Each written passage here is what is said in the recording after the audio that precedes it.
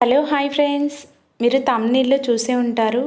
Powder దువ్వెనలపైన వేసి చూడండి ఎంత అద్భుతంగా పనిచేస్తుందో అన్నాను కదా. అవునండి, ఈ పౌడర్ అనేది చాలా అద్భుతంగా పనిచేస్తుంది. చూసేయండి, ఈ దువ్వెనలు అయితే ఎంత డస్ట్ అయితే పట్టాయో. ఇక్కడ నేను బ్యాక్ సైడ్ కూడా చూపిస్తున్నాను. ఇలానే మనం యూజ్ చేస్తామంటే డాండ్రఫ్ అలాగే హెయిర్ ఫాల్ అయితే మనకి ఎక్కువగా అవుతుంది. అలాంటప్పుడు వీక్లీ 1 టైం అయినా కానీ మనం దువ్వెనలు అనేది క్లీన్ చేసుకోవాలి. ఇక్కడ మనం చుక్క వాటర్ని కూడా యూజ్ చేయకుండా ఎలా క్లీన్ చేసుకోవాలో ఈ వీడియోలో చూద్దాం.